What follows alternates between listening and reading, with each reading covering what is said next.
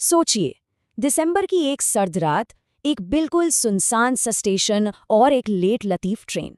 ये कहानी एक ऐसे सफर की है जिसकी मंजिल कोई स्टेशन नहीं बल्कि खौफ की गहराइयां थीं। तो होता यूं है कि चिंचवड़ के वीरान रेलवे स्टेशन पर जतिन को एक भिखारी से ये अजीब सी चेतावनी मिलती है। उस वक्त तो जतिन ने इसे बस यूं ही नजरअंदाज कर दिया, ये जाने बिना कि ये कोई सलाह नहीं बल्कि आने वाले अंधेरे का पहला संकेत था। तो अब आधी रात बीत चुकी थी। कोहरे में डूबे उस प्लेटफॉर्म पर जतिन के सिवा और कोई भी नहीं था। बस वो था और अपनी ट्रेन का बेसब्री से इंतजार कर रहा था। दिन भर की थकान के बाद जब 3 घंटे लेट चल रही मुंबई पुणे एक्सप्रेस आखिरकार प्लेटफॉर्म पर आई, तो जतिन ने सच में राहत की सांस ली। वो दौड़कर जल्दी से आखिरी डिब्बे में चढ़ गया।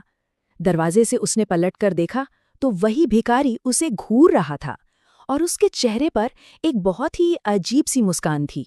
ट्रेन में चढ़ने के बाद जो राहत मिली थी ना, वो ज्यादा देर टिकी नहीं।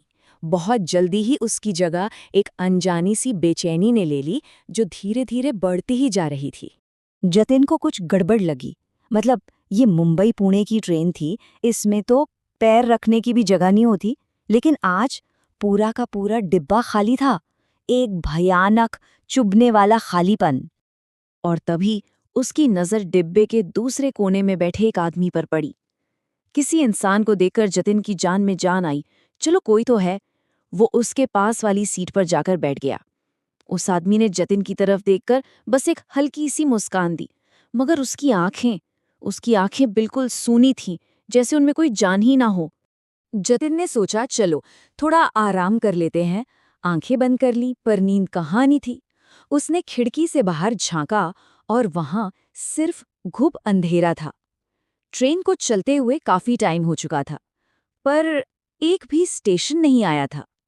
उसके दिल में एक डर सा बैठने लगा कि भाई, अब तक कोई स्टेशन आया क्यों नहीं। और पता है क्या, ठीक उसी पल जैसे उसके मन की बात सुन ली हो, सामने बैठे उस आदमी की आवाज आई, तुम गलत ट्रेन में चढ़ गए हो। ये सिर्फ शब्द नहीं थे, ये जतिन का सबसे बड़ा डर था, जो सच बनकर उसके सामने खड़ा था। और बस यहीं से कहानी ने एक ऐसा खौफनाक मोड़ लिया जहां उस ट्रेन का असली राज खुलने वाला था। जैसे ही जतिन ने नजरें उठाकर उस आदमी को देखा, उसकी तो जैसे रूह ही कांप गई। उस आदमी का सिर एक तरफ से पूरा कुचला हुआ था। आंखों की जगह सिर्फ खाली गड्ढे थे और उन गड्ढों से खून बह रहा था। जतिन की चीख निकल गई और वो डर के मारे पीछे खिसकने लगा। जतिन कांपती हुई आवाज में बस इतना ही पूछ सका, इतनी इतनी चोट के बाद तुम जिंदा कैसे हो? और उस भयानक चेहरे पर एक मुस्कुराहट आई और एक ऐसी आवाज गूंजी, तुमसे किसने कहा कि मैं जिंदा हूं? फिर उस रूह ने अपनी दर्दनाक कहानी सुनाई। 20 साल पहले इसी ट्रेन में कुछ शराबी लोग सीट के लिए मुझसे लड़ने लगे और उन्होंने मुझे चलती ट्रेन से नीचे फेंक दिया। मेरा सिर सीधा बिजली के खंभे से टकराया और मैं पटरियों पर गिर गया। इससे पहले कि मैं कुछ समझ पाता, एक दूसरी ट्रेन मेरे ऊपर से निकल गई। उस दिन से मेरी रूह यहीं इसी ट्रेन में भटक रही है। अपनी कहानी सुनाने के बाद उस भूत ने जतिन के सामने एक सौदा रखा। एक ऐसा सौदा जो उसकी जिंदगी और मौत का फैसला करने वाला था। उस भूत ने अपनी सूनी आंखों से जतिन को घूरते हुए कहा, मुझे इस कैद से आजादी चाहिए और सिर्फ तुम मुझे आजाद कर सकते हो।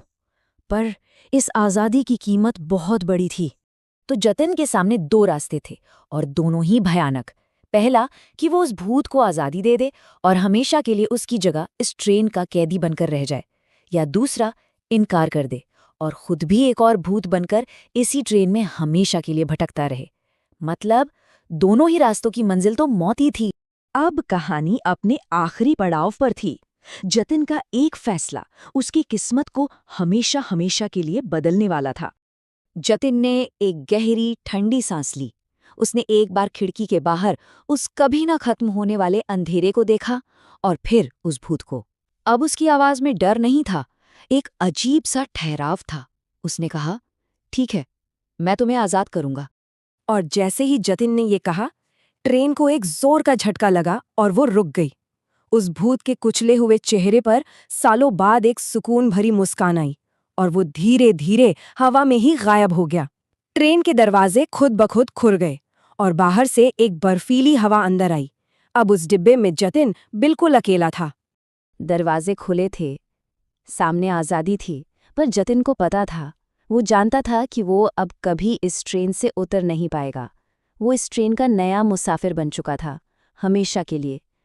अब उसकी मुक्ति का सिर्फ एक ही रास्ता था कि कोई और मुसाफिर इस ट्रेन में चढ़े और उसकी जगह ले। ट्रेन एक बार फिर चल पड़ी, एक ऐसे सफ़र पर जिसकी कोई मंजिल नहीं थी, और जतिन अब बस इंतज़ार कर रहा था अगले स्टेशन का और अगले मुसाफिर